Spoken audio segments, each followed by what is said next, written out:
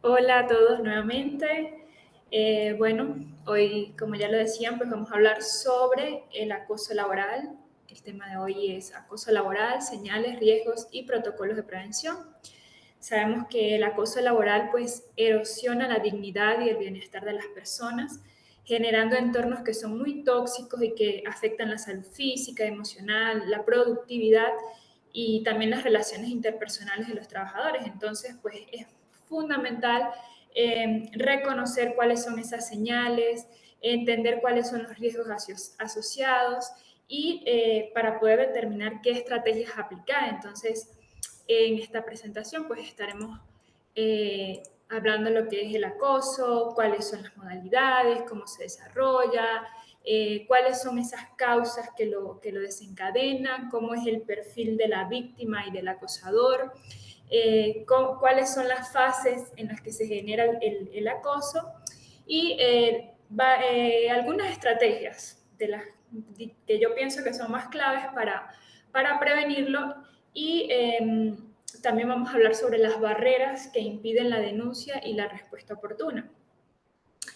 Entonces, bien, entrando en materia, pues, como les decía, el lugar de trabajo ideal, pues debería ser un espacio donde hay colaboración, donde hay crecimiento personal, profesional, donde hay bienestar.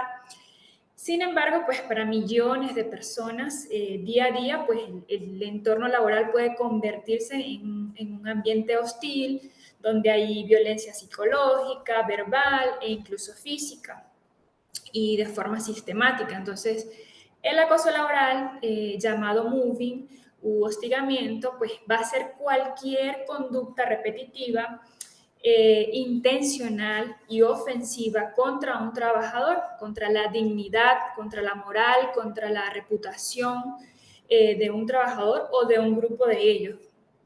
Y va más allá de malos entendidos aislados. El acoso pues implica un patrón de abuso de poder generalmente que va deteriorando pues la salud mental y física de las víctimas y también pues me va a erosionar lo que es la cultura de la organización como tal. Entonces pues el acoso se define, como les decía, como toda conducta que es persistente, es demostrable y está ejercida sobre un empleado por parte también puede ser de su empleador, de sus compañeros de trabajo, de un jefe superior inmediato o mediato, del ambiente. Y pues generalmente está encaminada a infundir miedo, intimidación, terror, angustia, causar prejuicio laboral, generar desmotivación en el trabajo y incluso me puede inducir a la renuncia del mismo. Entonces, va a ser una conducta que obviamente pues no es deseada, que muchas veces está basada en raza, en sexo, en religión, en edad, en orientación sexual, en una discapacidad u otras características que va a crear un entorno intimidante y que va a ser muy ofensivo para la persona que lo sufre. En inglés es comúnmente conocido como moving y está definido como una situación en que hay una persona que ejerce una violencia psicológica que es extrema, de una manera que es recurrente y durante un tiempo, digamos, prolongado sobre otra u otras personas. Y pues la finalidad, digamos, o dicen los autores, que es como de desencajar a la persona, con la finalidad de destruir su red de comunicación, de destruir su reputación, de perturbar pues el ejercicio de su trabajo, de su labor y lograr pues que la persona finalmente ceda y quiera irse del lugar de trabajo. Entonces, va a ser una conducta ofensiva, principalmente eso, que es reiterada, que se mantiene de forma prolongada, no son eventos aislados y básicamente se basa en la humillación, en la violencia psicológica. En algunos casos también se puede presentar una violencia física, como les decía. Y bueno, pues este es un problema realmente complejo, un problema que es muy habitual y que también es muy poco hablado o es muy, digamos, sugestionado. Entonces, el acoso abarca muchos ámbitos, va, como les decía, desde lo verbal hasta lo físico, lo sexual, y me va a generar un daño, que es lo que muchas personas pues subestiman. Genera un daño real, un daño psicológico, un daño físico, y degrada a la persona emocionalmente, físicamente. Entonces, engloba conductas hostiles, repetitivas y que van desde un simple comentario denigrante hasta una agresión física, hasta el acoso sexual. Y es muy importante, realmente es un tema que es muy importante, pues comprender la magnitud y las características regionales, porque esto también va de la mano con la cultura, para diseñar pues políticas que realmente pues garanticen que un entorno laboral es sano, es seguro, es inclusivo, para que esto no se suscite, para prevenirlo. Entonces, hoy en día pues básicamente es muy poco hablado, como les decía, pero eh, lamentablemente, pues en todo ambiente, bien sea en el trabajo, en el hogar, en la familia, pues muchas veces las relaciones se van degradando, se van desgastando y algunas, digamos, algunos comportamientos hacen que la víctima o el acosado, pues incluso llegue a perder hasta su identidad. Entonces, esto es bastante frecuente en el ámbito laboral. Muchas veces pues el empleador pues se aprovecha de su posición de poder para someter a otra persona a ciertas conductas. Entonces, a la larga, pues esto no solo me va a afectar, pues digamos, a nivel laboral, sino que va a afectar también la vida de la persona, su salud, su dignidad y en sí incluso a la sociedad. Entonces, según las estadísticas más recientes de la Organización Internacional del Trabajo, se dice que más de una de cada 5 personas con empleo, esto significa o va alrededor de los 743 millones de personas a nivel mundial, dicen que ha sufrido en algún momento de su vida, ha sufrido de acoso laboral o de violencia en el trabajo. Entonces, esta pues es una pandemia muy silenciosa que me afecta pues la salud, como les decía, la economía, la cohesión en la organización y en todo el mundo. Entonces, eh, los diferentes estudios que hay en referente a esto, los pocos, porque realmente es muy poco lo que se estudia, pero dice que por género, dijéramos, se dice que las mujeres son las que son más vulnerables, las que son más afectadas. Alrededor del 23% de las mujeres son afectadas y 19% de los hombres. Y a nivel mundial, el 6,3% de las personas empleadas sufren de violencia y acoso sexual. De ese porcentaje, 8,2% son mujeres y otro 5% son hombres. Entonces, es bastante común, digamos, bastante frecuente. Y por otra parte, 8,5% de toda la plantilla global dice que ha sufrido en algún momento violencia física. Y este tipo de violencia pues es más común que la denuncien los hombres, mientras que las mujeres dicen que sufren más en cuanto a acoso psicológico y acoso sexual. Entonces, ambos géneros son vulnerables en realidad. La dinámica de poder, como les digo, la cultura, es lo que va a indicar o en qué sector se profundiza más este tipo de acoso. Y bueno, eh, como el acoso es un tema, digamos, muy limitado o muy poco tratado, legalmente, para que pueda constituirse legalmente o ser tratado legalmente, hay 3 componentes básicos que me lo forman. O sea, si esos 3 componentes, yo puedo decir, ok, es acoso. Según la mayoría de las leyes, al menos por lo menos en Estados Unidos, para que se considere acoso deben haber esos 3 componentes. Entonces, generalmente, o sea, no podemos confundir, hay situaciones, ¿verdad? Que no se pueden confundir con acoso, pero hay que estar muy atentos. Entonces, por eso, como les decía, en algunos países se define el acoso en base a 3 componentes para que encaje legalmente, para que haya una acción legal. Entonces, es muy importante no confundir con el acoso con otras situaciones o con otras situaciones que en el clima laboral pues pudieran a tender a confundirse, pero más adelante vamos a hablar de ello. Entonces, primero, para que encuadre como acoso, está la finalidad. La persona agresora tiene que tener como fin buscar la intimidación o la degradación de la víctima, sobre la cual ejerce pues, el acoso. Y respecto a este punto, pues se aclara que no es necesario que la finalidad pues, sea que la persona renuncie a su trabajo. Muchas veces ese no es el fin del acosador, pero puede ser una consecuencia inmediata.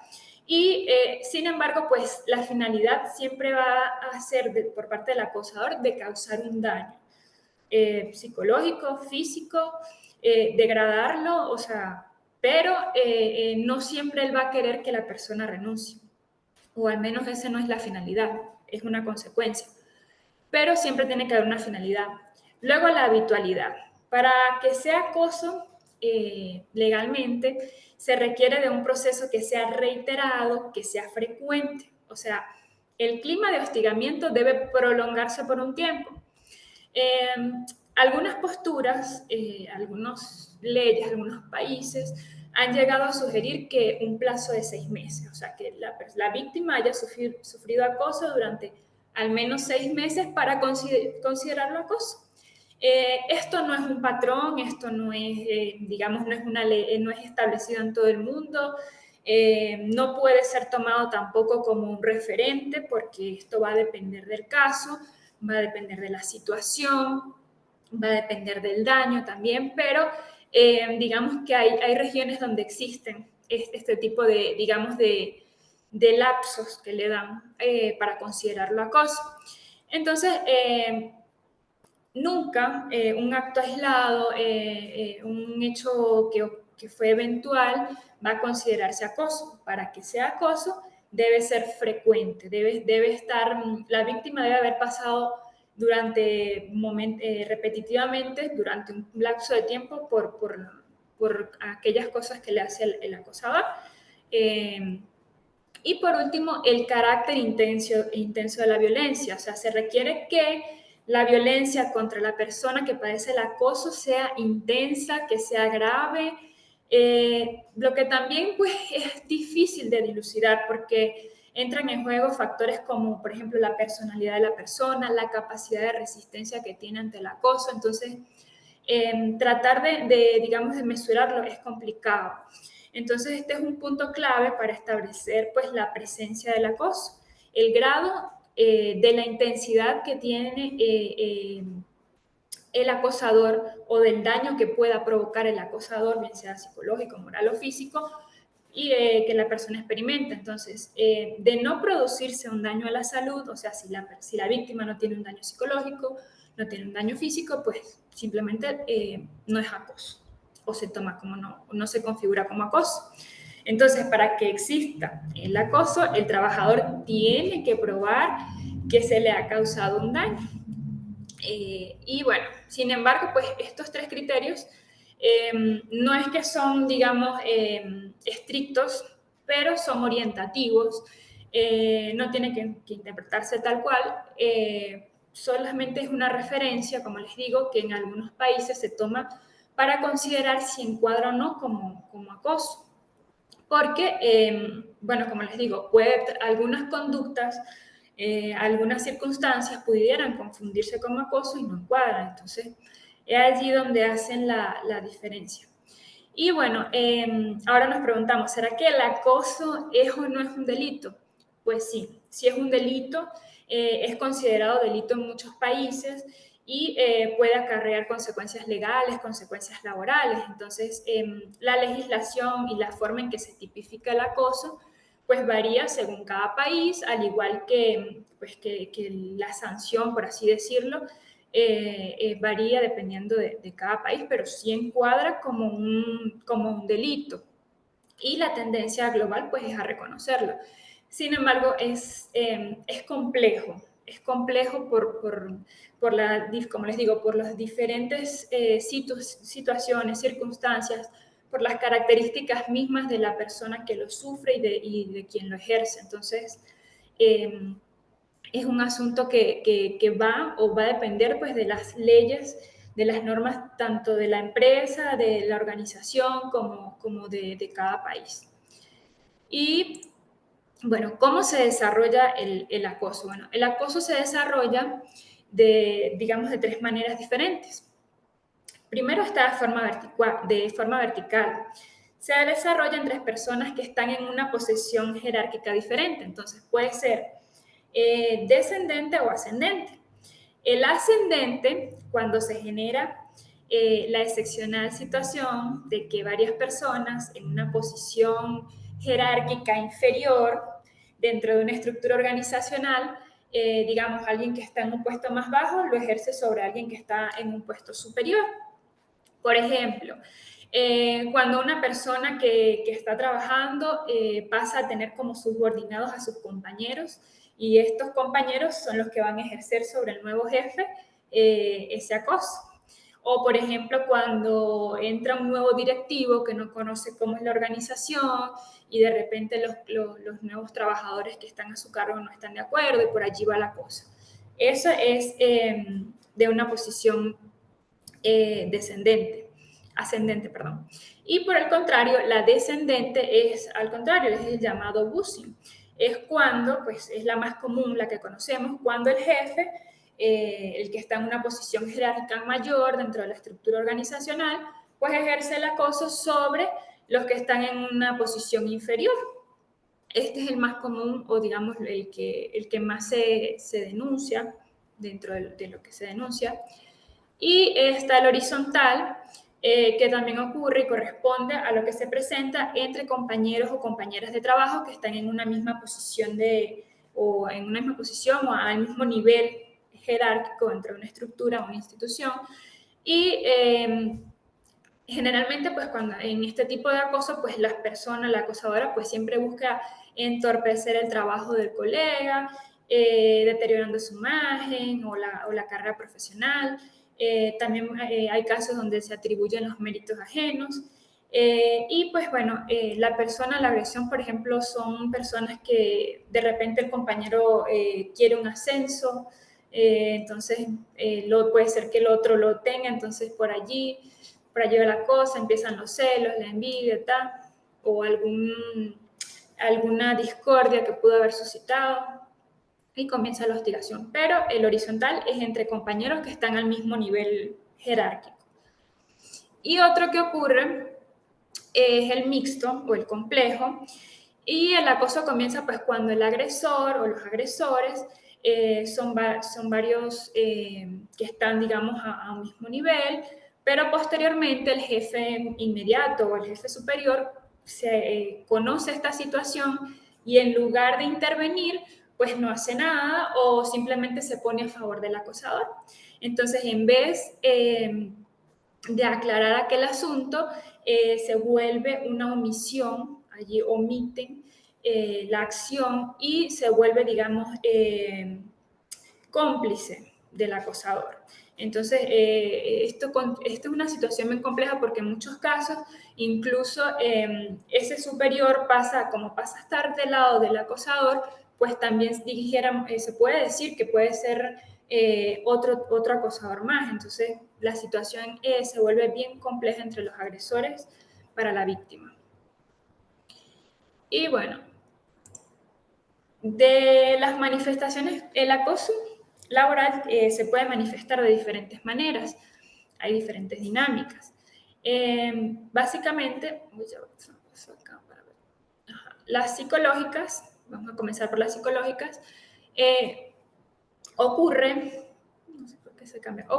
cuando por razones de raza, de género, de ideología, de creencia religiosa, de preferencia sexual, de situación social,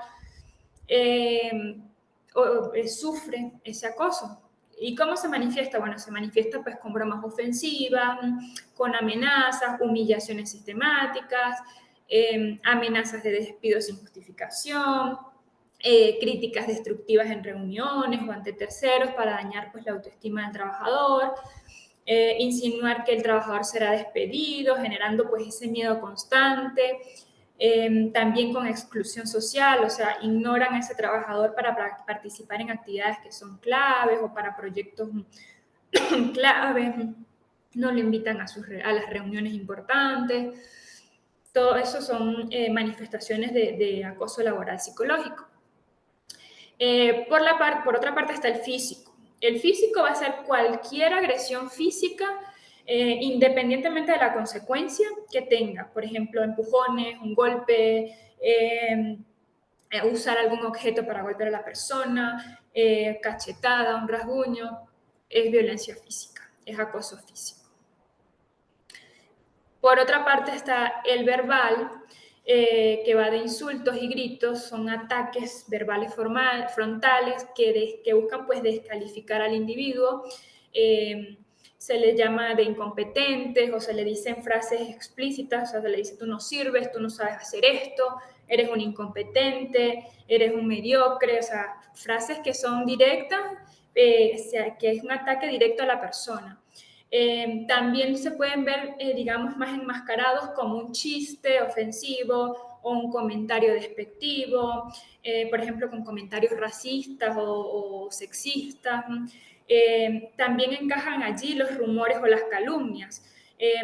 Cuando algunos compañeros difunden información falsa o información exagerada sobre la vida personal del otro, sobre la vida profesional, crean esos chismes, perdón, esos rumores de pasillo, eso también encaja como un acoso verbal.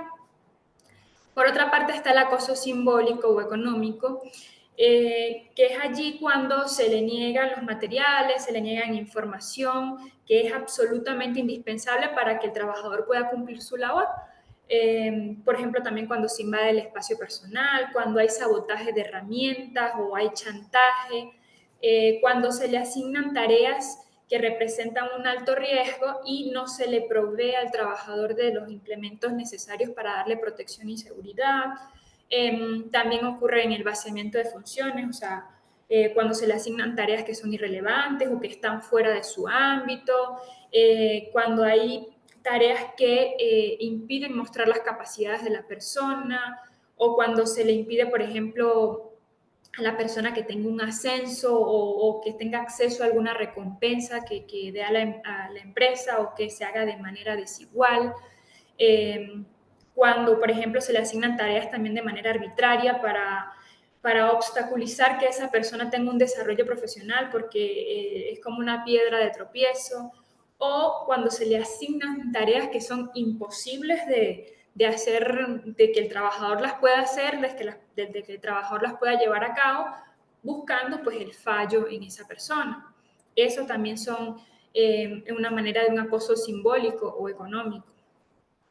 Por otra parte, uno que es bastante común y hoy en día es muy frecuente es el ataque cibernético o el ciberbullying laboral, cuando ocurre, por ejemplo, a través de correos o chats que se envían mensajes con un tono que son intimidatorios o que son denigrantes, cuando hay filtración de datos de la persona, cuando se expone, por ejemplo, alguna evaluación de desempeño, o cuando se exponen conversaciones privadas o de foros internos, por allí va la cosa. O por ejemplo, cuando se difunde por redes sociales, que es muy común, se hacen críticas públicas o varias personas en masa le hacen una crítica a una cierta persona de manera descalificativa. Eso también encaja como acoso cibernético. Y por último, el acoso sexual y discriminatorio. También es muy común, es muy frecuente, es muy poco denunciada. Y pues en ellos van desde comentarios, gestos, proposiciones que sean de índole sexual y que crean un ambiente hostil.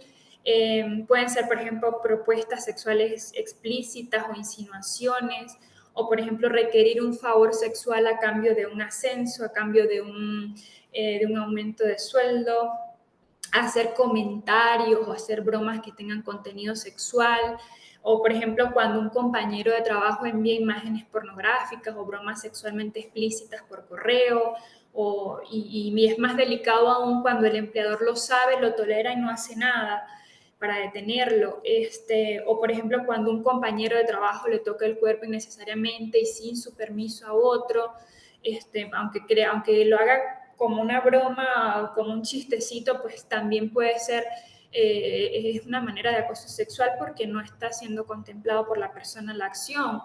Eh, También, por ejemplo, cuando es discriminatorio en el sentido de cuando por origen, por género, por edad, por orientación sexual, pues hay burlas, hay un trato desigual, hay prejuicios.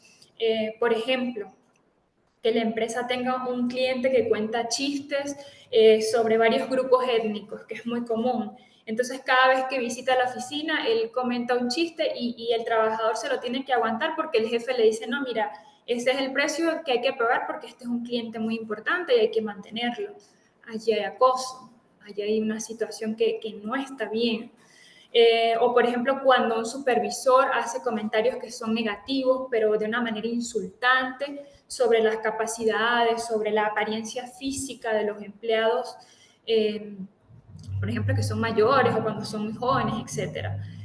Y también, por ejemplo, cuando un compañero usa un lenguaje o estereotipos racialmente negativos sobre otro, también es acoso discriminatorio.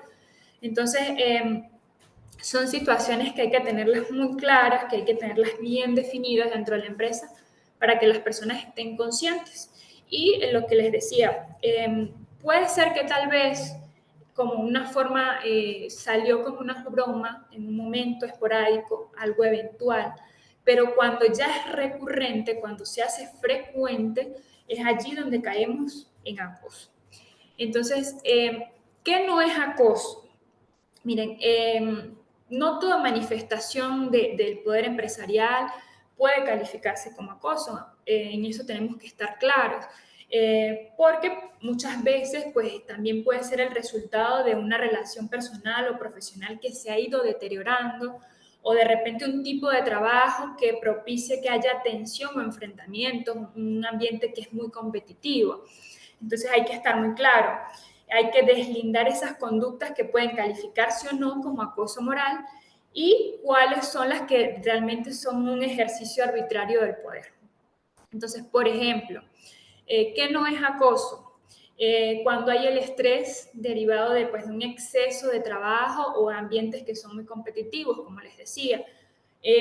Cuando se hace una amonestación disciplinaria, un trabajador no cumplió con una normativa, con un protocolo interno, se hace una amonestación, allí no es acoso, es corrección.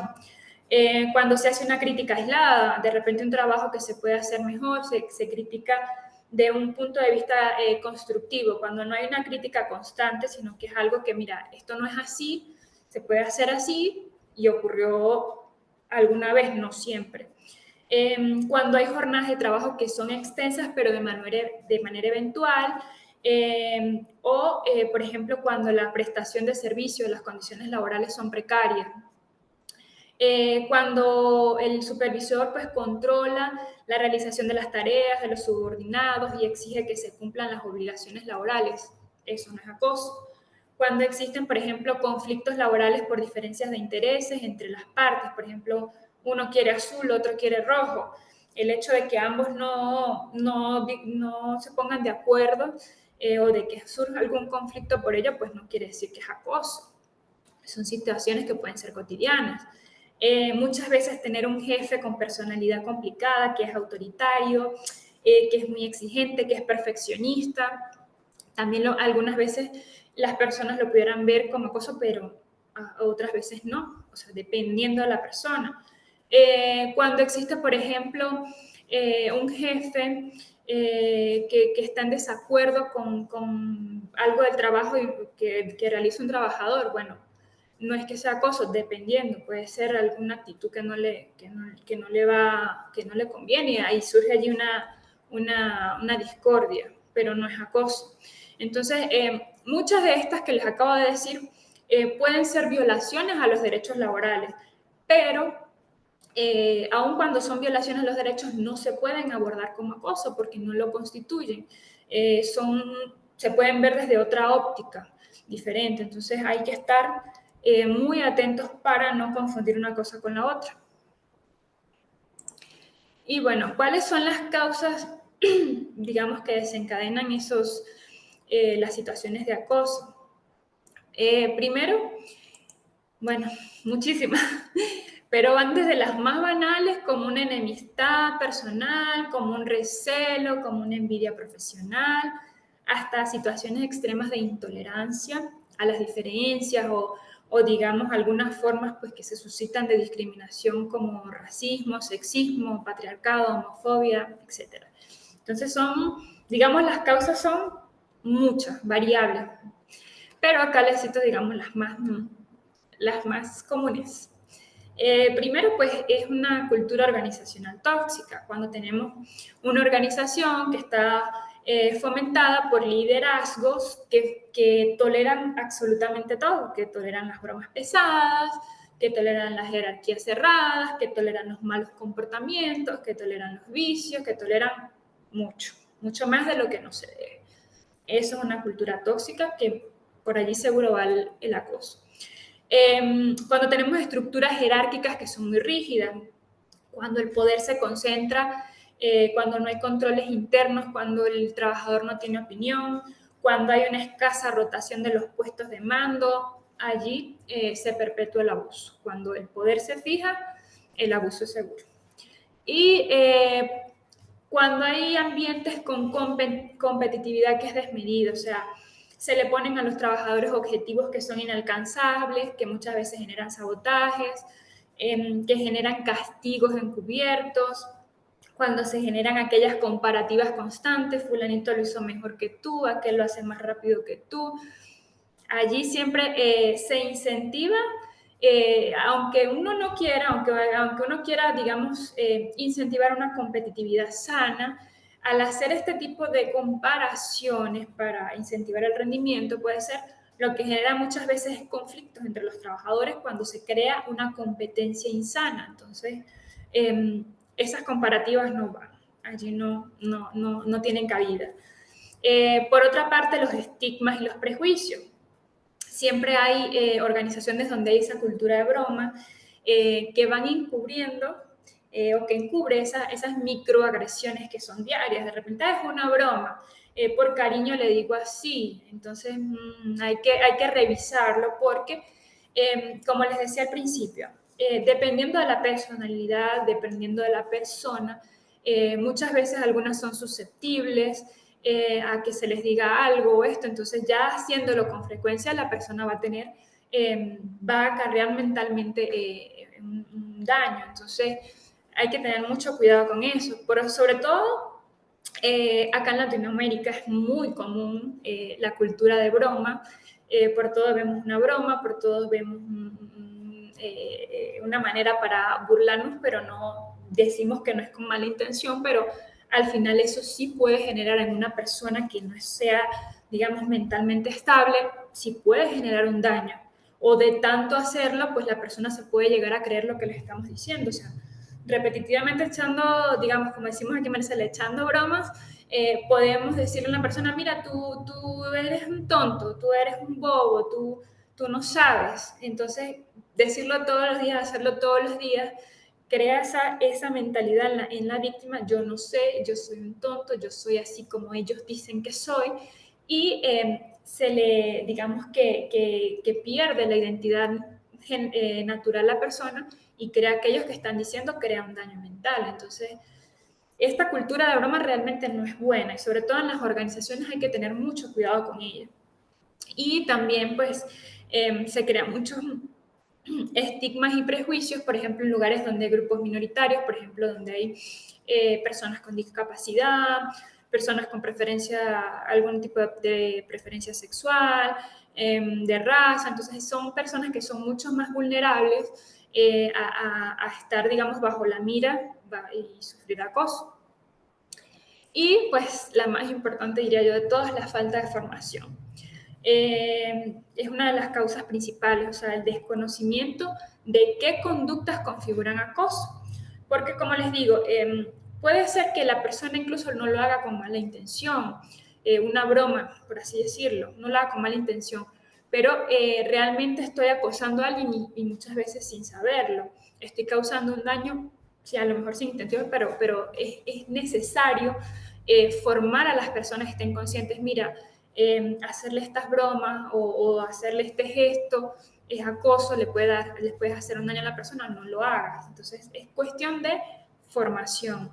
Y en la mayoría de las empresas, pues hay una inexistencia de programas de sensibilización y de detección temprana. O sea, las personas, digamos, omiten esa información, no se sensibilizan con lo que pueda sentir la otra persona, no hay empatía y como la persona muchas veces no se siente apoyada, se cierra, sufre todo aquello solo y nunca la empresa se enteró, nunca la empresa supo, nunca los directivos pues hacen nada porque para ellos no está ocurriendo. Entonces es muy necesario tener esa formación. Y bueno, el perfil de la víctima y el acosador. Digamos que de manera general, pues no hay como que un perfil muy definido. Hay una amplia tipología que pueden responder a los distintos tipos de personas que pueden sufrirlo y que pueden ser acosadores. Y el experto Iñaki Piñuel pues explica que en el caso de las víctimas, suelen ser personas que son profesionales brillantes, que despiertan mucha admiración entre sus compañeros y que generalmente pues, provocan celos a otras personas que no son tan brillantes, por así decirlo. Pero bueno, eso va a depender también o varía mucho según el género, varía según la edad, según la región, aunque se compartan pues, patrones comunes. Por ejemplo, la víctima, como les decía, son personas que tienen alto rendimiento y éxito profesional, son muy competentes, son muy creativas, son muy influyentes, son muy independientes, con mucha iniciativa, mucha capacitación. Son personas que tienen mucha ética, que son muy rectos, que son muy íntegros, que tienen muchos valores de honestidad, de justicia, de honradez. Son personas realmente íntegras, son muy empáticos, muy sensibles, tienen gran capacidad de comprender pues, el sufrimiento ajeno o empatizar con sus compañeros. Es una persona muy sensible, tiene mucho, digamos, sentido de cooperación, pero también tiene en algunos casos esa inocencia, esa buena fe, esa ingenuidad que le impide como enfrentar de inmediato los comportamientos ofensivos de otra persona. Y también son personas que tienen factores diferenciales, como les decía, bien sea la edad, el sexo, la ideología, la religión, la procedencia geográfica, la condición en que tenga. Muchas veces son personas que son socialmente vulnerables, son inmigrantes, son personas con discapacidad, que también han sido víctimas de, por ejemplo, de violencia doméstica. Son personas en algunos casos que tienen conocimiento de que se cometen irregularidades en las empresas, por allí son atacadas. Y también ocurre que son personas, en algunos casos, que son personas que tienen, digamos, una estabilidad familiar, una estabilidad social, que marcan la diferencia en la empresa y causan muchas veces ciertos sentimientos de recelo entre compañeros. Esas son, digamos, algunas de las características de la víctima. Por parte del acosador, pues los acosadores exhiben más un rasgo que son de conductas a socavar psicológicamente a las víctimas. Generalmente son personas que tienen una personalidad psicópata, que tienen una alteración en el sentido de la norma moral, o sea, no tienen noción de la moral, por así decirlo. Intentan siempre ocultar su falta de capacidad o su falta de conocimiento. Ellos temen ser opacados, perdón. Sufren generalmente ese complejo de inferioridad y siempre buscan el reconocimiento a costa del menoscabo de las otras personas. Pero si se les hace frente directamente son muy cobardes. También tienen rasgos narcisistas, de grandiosidad, de vanidad, pero de desconfianza. Son manipuladores y mentirosos por excelencia compulsivos, son muy improvisación, o sea, ellos improvisan la mentira así, rápidamente. No tienen empatía, no tienen remordimiento, o sea, ellos disfrutan con el sufrimiento ajeno sin sentir ninguna culpa. Son personas que generalmente tienen obsesión por el control, por dominar sobre todo, y pues por abusar del poder, por tener una jerarquía, por tener una influencia. Y digamos que lo único bueno que tienen, pero es malo a su vez, es el trabajo en grupo. Son personas que les encanta trabajar en grupos, pero para dañar a otras. O sea, saben muy bien cómo gestionar un grupo, pero para algo malo, para dañar a otro. Entonces, esas, digamos, son las cualidades de víctima y acosador que podamos tener presentes. Y bueno, el acoso se da, digamos, en 3 fases. El acoso comienza con un incidente crítico, o sea, se genera un conflicto a partir del cual el trabajador empieza a ser criticado o a ser perseguido. Generalmente el acoso suele o comienza con una relación que es positiva, o sea, las personas se llevan bien, hay una relación normal, digamos, pero de repente hay un punto de quiebre, o sea, hay una situación que desencadena, o sea, puede interpretarse como un malentendido y me va a desencadenar pues esta diferencia de opiniones, me genera un conflicto y allí, a partir de allí, comienza la segunda fase que es el acoso o la estigmatización, donde pues la persona que experimenta el acoso es señalada, es focalizada como alguien que no merece tener méritos, que no merece, que no es tan grandiosa, alguien que o sea, busca completamente destruir la imagen de esa persona, haciéndola ver como malvada, como perfiada, como malintencionada, como incompetente, o sea, buscan empañar la imagen de la víctima. Y de esta forma, pues empiezan esos actos de hostilidad repetitivos. Y por su parte, la persona pues, que está siendo acosada, pues percibe la indiferencia, percibe los cambios de actitudes, perciben pues ya ve los comportamientos de la persona directamente en acciones que le afectan y empieza la persona a tener una pérdida de confianza en sí misma, empieza a disminuir su autoestima, le empieza a dar paso a los errores porque empieza a creer que aquello que el acosador le está diciendo, haciendo es real, o sea, se lo merece o es así. Empieza a decaer aquel interés por el trabajo y, digamos, en un punto más profundo cae en un nivel de depresión, en un nivel incluso que puede llegar a la agresión cuando tiene un punto de quiebre. Y pues bueno, tomando en cuenta pues que las personas que son acosadas, las víctimas, son personas que tienen gran interés por cumplir su trabajo, que son muy honestas, muy éticas, muy honradas, pues buscan, se sienten frustrados al no poder hacerlo y eso le causa pues digamos una presión psicológica, mental, física, que es demasiado demandante y en ocasiones pues no las pueden soportar. Y bueno, luego viene la tercera fase, que es la intervención por parte de la empresa. Allí, pues, el problema se hace conocido a las personas que tienen, digamos, mayor decisión, mayor jerarquía, y allí es donde generan acciones que pueden variar desde hacer algo o a no hacer nada. Allí es el punto decisivo para el acosado. O sea, hay empresas que solucionan efectivamente desde conciliando las partes o reubicando al trabajador o muchas veces caen en no hacer nada, en el hacerse de la vista gorda. Entonces, es allí, en esa fase. Y bueno, ¿cuáles son las consecuencias del acoso? Bueno, el acoso, como les decía, me va a generar consecuencias que van pues desde la víctima hasta la sociedad.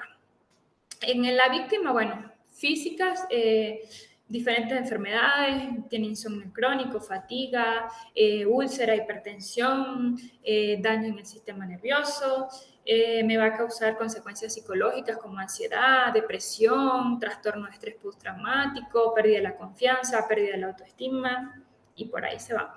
En la parte social hay aislamiento, fuera del trabajo hay conflictos familiares, la persona pues pierde su norte, pierde su rumbo. Y en cuanto a lo profesional, pues se le atrasan los proyectos, hay ausencias frecuentes, ya el compromiso no es el mismo y en los casos extremos, pues hay una renuncia forzada. Por parte de la organización o del empleador, pues obviamente al tener este tipo de problemas, si teníamos digamos, al trabajador estrella sufriendo este tipo de acoso, vamos a tener productividad baja calidad, van a haber errores, van a haber retrasos, van a haber falta de concentración en los trabajadores, fracturas en los equipos, baja moral, muchas veces ocurren abandonos masivos, le va a causar, pues, van a tener en la parte económica, pues, costos en indemnizaciones, en asesoría legal, en seguros y pues también en la parte de la reputación. Eso va a generar un impacto que le va incluso a la empresa a dificultar traer nuevos talentos porque ya saben cuál es la fama de ese, digamos, de ese ambiente laboral y nadie quiere trabajar allí, ¿verdad? Esa también es una de las consecuencias fuertes para el empleador, además de las económicas. Y bueno, en la sociedad pues también va a acarrear pues costos para reintegrar a la víctima en un nuevo trabajo. Hay incrementos en la violencia, discriminación, segregación ocupacional, le acarrea al Estado pues gastos en procesos legales y penales cuando esto va a instancias legales. Entonces, es un problema que pareciera no tener tanta relevancia, pero que generalmente es un caos. O sea, me acarrea mucho daño. Y bueno, ¿qué hacer? ¿Qué estrategias implementar? Bueno, lo que primero, pues yo diría que sugerir, o sugiero yo, son las políticas de tolerancia cero. O sea, definir de manera explícita en el reglamento qué conductas son, o sea, directamente, qué conductas constituyen acoso y cuáles son las sanciones que hay para esa conducta. Entonces, de una vez a los trabajadores se les hace conocedores con ejemplos concretos que un insulto, que una exclusión, que un chisme es una forma de acoso y que tiene su sanción. Hay que definir cuáles son esas consecuencias disciplinarias que van a ser graduales, o sea, que pueden ir desde amonestaciones hasta el despido, si en casos más graves. Hay que hacerles saber sobre los principios de respeto mutuo, sobre la equidad, la inclusión, la empatía, el uso responsable de los canales digitales de la empresa y la obligación que tiene cada trabajador para reportar todas esas conductas que son inapropiadas. Otra que es muy importante, la formación continua, o sea, hay que impartir talleres, hay que impartir guías, prácticas, para que todos los trabajadores pues detecten esas señales de lo que pueda ser acoso y saber qué hacer, los protocolos de denuncia. Por otra parte, es muy importante que las empresas tengan los canales de denuncia confidenciales, porque generalmente pues las personas nunca informan de ello. Entonces, hay que garantizar mecanismos accesibles y que sean confidenciales para que los empleados pues tengan esa confianza de denunciar, de alzar la voz. Entonces, ¿qué hacer? Por ejemplo, buzones electrónicos, líneas telefónicas, apartados independientes de recursos humanos, garantizar ese anonimato y esa protección contra represalias también. Y tener una política de investigación y sanción. O sea, hay que darles respuestas a las denuncias, es vital tener un protocolo de actuación que sea transparente y aplicar pues las sanciones proporcionales a los resultados, tener también un registro de todo ello. Y otro, y que no es menos importante, es el liderazgo ejemplar. O sea, los líderes la conducta que tengan los líderes va a ser el ejemplo que marca los límites para los empleados. Ellos son los que van a demostrar empatía activa, los que van a sancionar las violaciones del reglamento, de las normativas. O sea, dependiendo del ejemplo, los trabajadores van a actuar. Entonces tiene que ser un liderazgo ejemplar. Tiene que tener una comunicación abierta, se le tiene que dar la oportunidad al empleado de hablar también. Hay que tener respuesta inmediata a las denuncias, por ejemplo, un canal de 24 a 48 horas de una respuesta a una queja. Y muy importante formar al equipo de recursos humanos, en capacitarlos no solamente en la parte normativa, sino en las habilidades de escucha, de mediación y de acompañamiento de estos procesos. Entonces, estas, digamos, son estrategias básicas, pero que funcionan muy bien. Y bueno, en caso de que, ¿qué hacer en caso de que alguien sufra el acoso? Si yo lo sufro, bueno, es fundamental, muy importante, porque como les digo, es complejo definirlo a nivel legal. Entonces, ¿qué es lo que hay que hacer? Básicamente es reunir pruebas. O sea, documentar incidentes, anotar las fechas, la hora, el lugar, testigos, detalles de cada episodio. Por ejemplo, si son correos, conservar correos, mensajes, capturas de pantalla, algo que me vaya a respaldar esa denuncia. Y luego, pues, informarlo directamente a recursos humanos, presentar esa denuncia por escrito, bien detallada, con todas las pruebas, y buscar, si es necesario, asesoramiento externo, consultar a un abogado laboralista para evaluar qué acciones formales se pueden tomar, o, por ejemplo, a la Inspectoría del Trabajo en algunos países. Y por otra parte, es muy importante solicitar apoyo. O sea, sabemos que esto me va a generar un daño, no me voy a quedar solo en lo legal, también tengo que trabajar en mí porque esto me va a afectar tanto en la vida profesional como en mi vida social, familiar. Entonces hay que buscar necesariamente el apoyo. Si la empresa no cuenta, por ejemplo, con un canal de denuncias, en todos los países se encuentran con líneas directas o para hacer estas denuncias.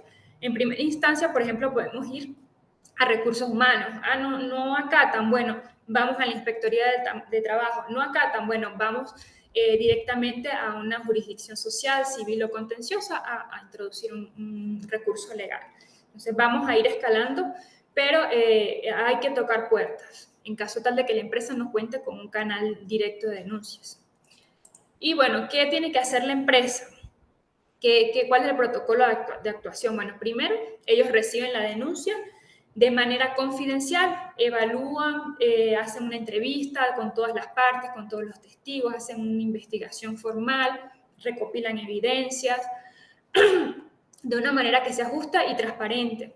Y luego se aplican las medidas cautelares si es necesario. O sea, se puede aplicar un distanciamiento temporal, un cambio de turno, una rotación de puestos de trabajo. O sea, adoptar medidas de prevención para los involucrados, para hacer una separación de espacios físicos y de funciones para que tratar de mejorar el ambiente.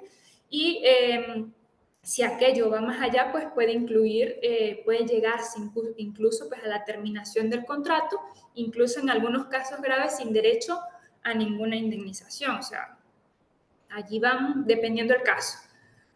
Y pues bueno, digamos que sería un deber, o es un deber de la empresa, pues apoyar a la persona, tener pues ese asesoramiento psicológico. Es muy necesario que las empresas lo hagan y hacer un seguimiento, una evaluación de cómo terminó el caso, de que sea un ejemplo para los demás, de que se crea un ambiente de confianza, para estar siempre allí al pendiente. Y por último, bueno, como les digo, esto es muy común, es muy frecuente, pero generalmente no se denuncia y hay muchas barreras para eso. Primero, disculpen,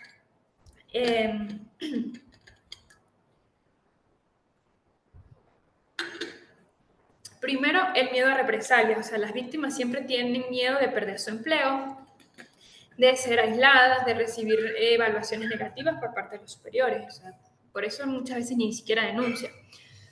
La segunda, que es muy común, la normalización del abuso. O sea, en algunos entornos el comportamiento abusivo, como se tolera o se minimiza, entonces hacen que las víctimas pues simplemente duden en calificarlo como acoso y dicen, ay, no, es normal que me trate así, es normal que me haga esto, es normal que me haga aquello. Entonces Eso también es muy frecuente. La falta de confianza en la institución, o sea, muchas personas perciben que las denuncias no son tomadas en serio, que no hay sanciones para los acosadores, entonces dicen, ay, no, mejor no, porque igual no van a hacer nada. O, por ejemplo, los procesos son muy confusos, los canales no, son muy burocráticos, están mal comunicados o simplemente no hacen nada. Y por otra parte, pues la estigmatización de la víctima, o sea, quienes denuncian pueden ser vistos como una persona problemática, que es una persona exagerada. Entonces, eso pues le quita el incentivo a la persona de denunciar. Entonces, esas son, digamos, las primeras o las más básicas, las barreras más básicas que hoy en día vemos para denunciar el acoso.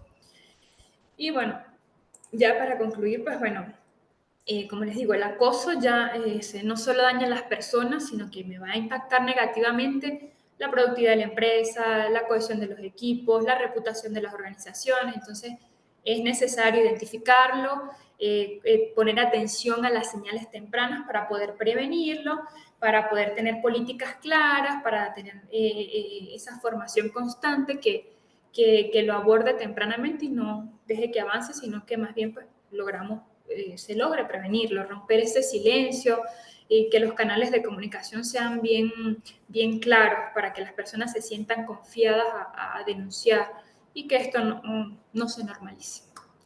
Y bueno, nos quedan 3 minutos si tienen alguna duda o pregunta por acá. Bueno, excelente presentación, Vilma. Tenemos a José Ángel Villeda, por favor. José Ángel, adelante. Sí, muy buenas tardes. Gracias, Vilma, por esa excelente exposición, muy explícita. He seguido con atención tus explicaciones.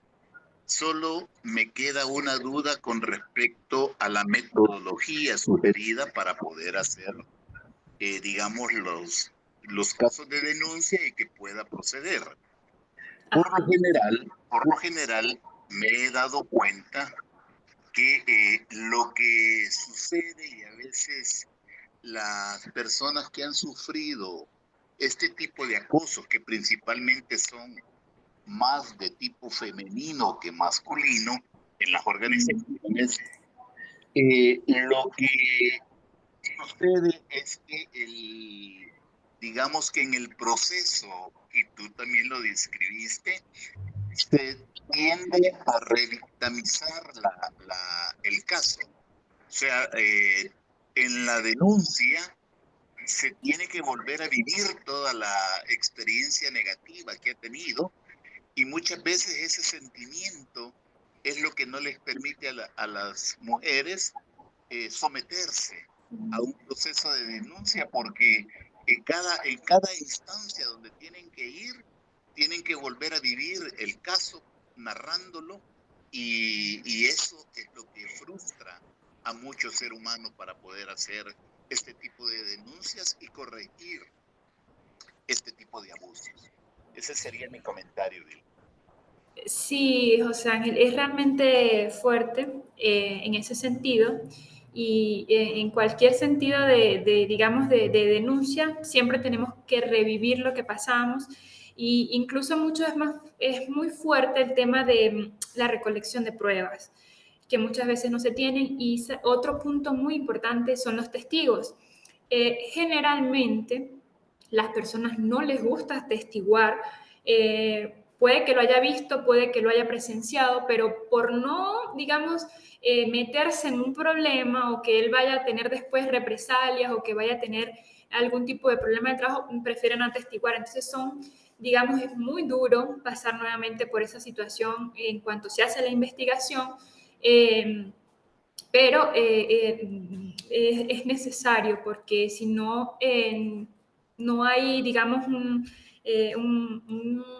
sistema justo para poder determinar si hubo, si no hubo acoso y todo y sancionarlo de manera adecuada.